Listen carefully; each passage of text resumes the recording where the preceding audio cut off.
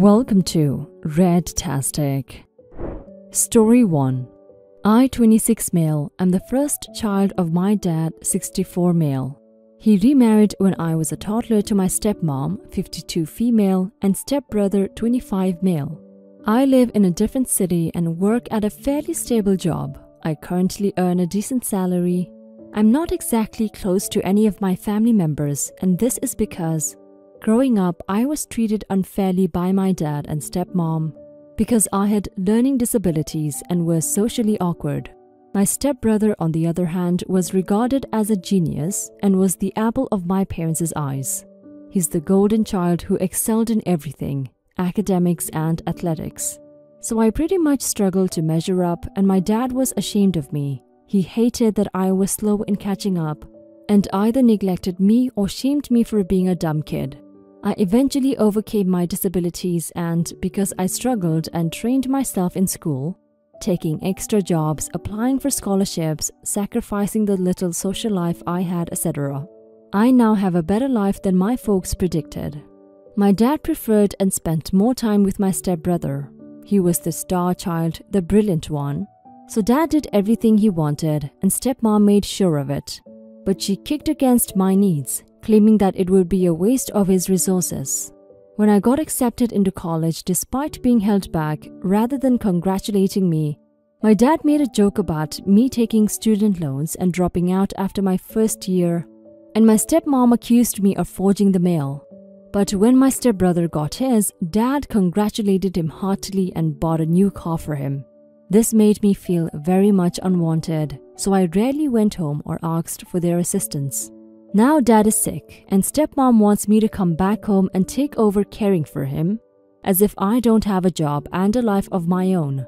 She claims she can no longer take care of him because she's exhausted, and since he's not getting better, they need someone else to care for him 24/7. I asked why she didn't delegate the job to my stepbrother, who is living in dad's house. He's been living there for free even during college. He isn't working and doesn't support them financially. Yet he wouldn't step up or help in any way. He claims he's busy with his thesis. And since stepmom's logic is that his post-grad is more important than my degree, and that his prospects in life are better than mine, if someone had to give up a career to care for dad, it has to be me. She actually said this to me too. I got upset and told her that her son has no career and has depended on dad for most of his life for everything. Even currently, they both feed off dad's retirement. He's the reason they're not working like others their age. I also told her that she's a housewife, so it's her duty to nurse her husband, who has been catering to her and her son. It is not my duty. He wasn't much of a father to me. My stepmom has been sending cryptic texts, trying to guilt-trip me into coming home to be dad's unpaid full-time nurse, while she spends his money on herself and her son. So I blocked her. Am I the a-hole here? Update. My dad got a bit better after a professional carer was employed to care for him. He's thinking of moving into a retirement home and selling his home. My stepmom and my lazy stepbrother are stewing over this because they have no place to go, and since my stepbrother cannot hold a job, they may end up being homeless and hungry. They try to get me to talk him out of it, but I won't interfere. It's his money and he has the right to spend it the way he sees fit. You're not the a-hole, OP. Your family is.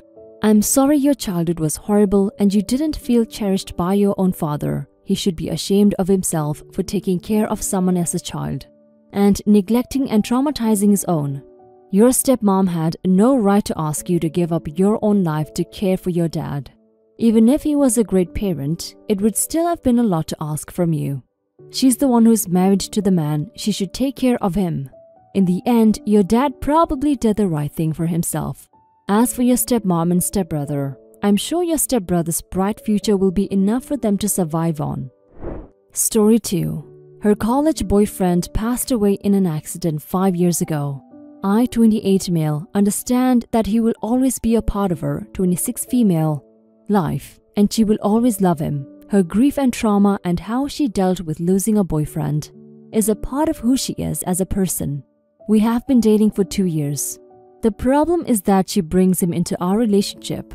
Every time I make a mistake or get hurt, She always brings up how he used to treat her and how I should try to be more like him. She doesn't do it in an accusatory way, but it still kind of stings. It has been getting to me. Yesterday, I got news that I received the promotion I had been vying for. I was not very hopeful about getting it. It was a position which had many candidates from all different departments. We celebrated a little. We started to talk about how we could do all the things we had planned for. In the middle of the conversation, I joked about being too anxious about these things. She responded by saying that her boyfriend had always been so calm and collected, very chill about everything. He could just shrug off anything. I was exactly the opposite. I am anxious and a person who worries a lot. I don't know why, but it hurt me a lot. I asked her to stop talking about him. She looked offended, but didn't respond, and I just ruined the night.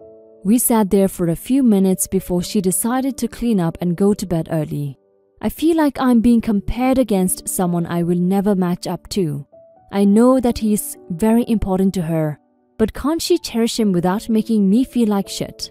She has been distant today. I know she is hurt. She has barely spoken to me today. I feel I should have just ignored her comments and rolled with it. My message and delivery were all wrong. I feel guilty about hurting her. I should have done a better job of being sensitive about this and brought it up when she was celebrating. I want to sort this out and have a productive conversation with her so that we can deal with this issue. I need some help going about that. Update. All the comments here helped me understand that we needed to talk about the issue, but she was still a bit mad at me. I thought I should just give her space for a few days. I think a day or two after it was announced that I was being promoted. Some of my colleagues hosted a little after-work dinner for me, as I would be moving divisions and not working with them anymore. It was really nice, and it really touched me, and it also made me understand how effed our relationship had become. I got what the comments meant, but I guess actually having a nice dinner celebrating my success felt great and made me truly understand how unhappy I felt. We had the talk a few days later. I told her that I felt unhappy and unappreciated, that I felt like I needed some time away from her. She almost seemed like she was waiting for this.